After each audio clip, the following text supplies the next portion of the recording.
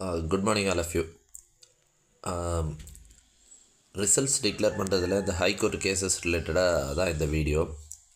Sub இன்ஸ்பெக்டருக்கும் இதே மாதிரி ஒரு கேசஸ் ஓடிட்டுருக்கு. அது 9/12 ஒரு வாய்தா வந்தது. அது அன்றைக்கி நடக்கலை.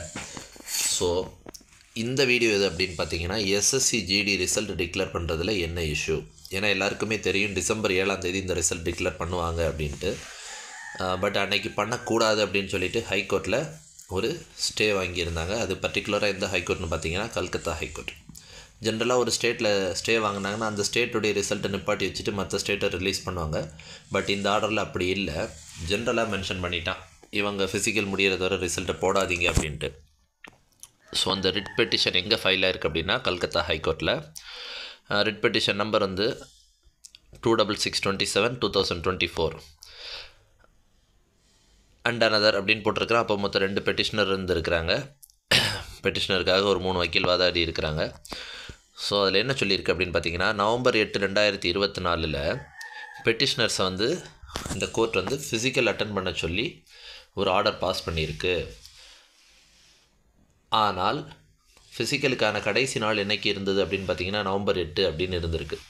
ஸோ அன்னைக்கு அந்த ஆர்டர்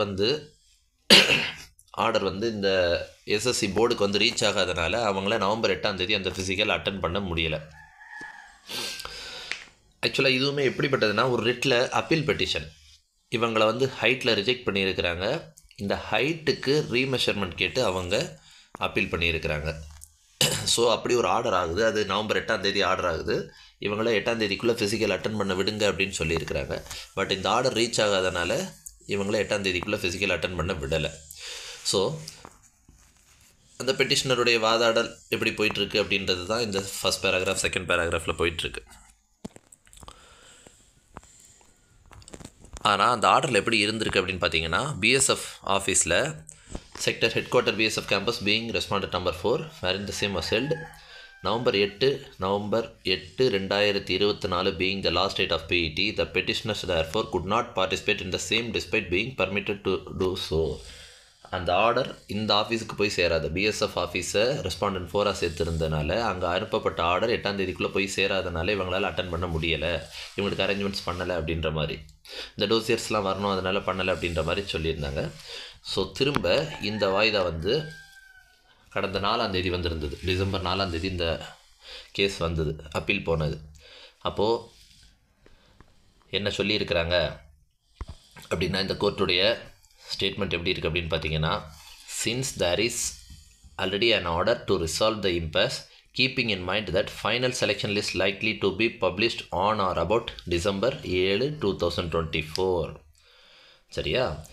7 முன்போ அல்லது அன்னைக்கு வரைக்குமோ ரிசல்ட் பப்ளிஷ் பண்ணுறதுக்கான சான்சஸ் இருக்குது அப்படின்றனால I direct the respondents to constitute a board for physical examination test by December 12, 2024. அதனால் இந்த கோர்ட் வந்து ரெஸ்பாண்டண்ட்டுக்கு என்ன உத்தரவிடுது அப்படின்னு பார்த்தீங்கன்னா, December 12 ஒரு போர்டு அரேஞ்ச் பண்ணுங்கள்.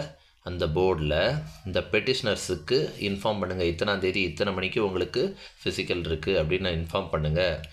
இதில் ரொம்ப முக்கியமானது என்ன அப்படின்னு நீங்கள் பார்த்தீங்கன்னா, இந்த பேராகிராஃப் தான். டில் பிஇடி முடிகிறது வரைக்கும். And if petitioners are successful in PET, the detailed medical examination and review medical examination if necessary of the petitioners are not held, the respondent and each of them should not publish the result அப்படின்னு ஒரு line சொல்லிட்டான். ஒரு வேளை இந்த 2 பேரில் யாரோ pass ஆகிட்டாங்க, மெடிக்கலும் ஃபிசிக்கலும் pass ஆகிட்டாங்கன்னா, should not publish the selection and merit list recommending the names of the selected candidates. ஒரு வேளை இவங்க பாஸ் ஆகிட்டாங்கனாலும் ரிசல்ட்டை பப்ளிஷ் பண்ண முடியாது. பாஸ் ஆகிட்டாங்கன்னா இவங்களுடைய ப்ராசஸ் முடிகிறத வரை ரிசல்ட்டை பப்ளிஷ் பண்ணக்கூடாதுன்னு சொல்லியிருக்கிறாங்க. ஸோ அப்போ அடுத்த ஒரு லைன் இருக்குது பாருங்கள். It is made clear that no further opportunity for PET will be given to the petitioners if they fail to participate in the same. அன்னைக்கு ஒரு வேளை 12 இவனும் 2 பேரும் ஓட வரலனாலோ அல்லது இவனும் fail ஆகிட்டானாலோ the respondents will be free to publish the selection result. அப்போது இவன் ஃபெயில் ஆனாலும் சரி இவன் வரலனாலும் சரி நீங்கள் பாட்டுக்கு உங்கள் ரிசல்ட்டை போடுங்க அப்படின்னு சொல்லிட்டாங்க. ஸோ 12 இவனுக்கான ஃபிசிக்கல் அப்படின்றது தான் நிதர்சனமான உண்மை. அதாவது இன்னைக்கு அவன் ஓட போகிறானா ஓட போகலையா இதை தெரிஞ்சாதான் நமக்கு ரிசல்ட் இப்போதைக்கு வருமா வராதா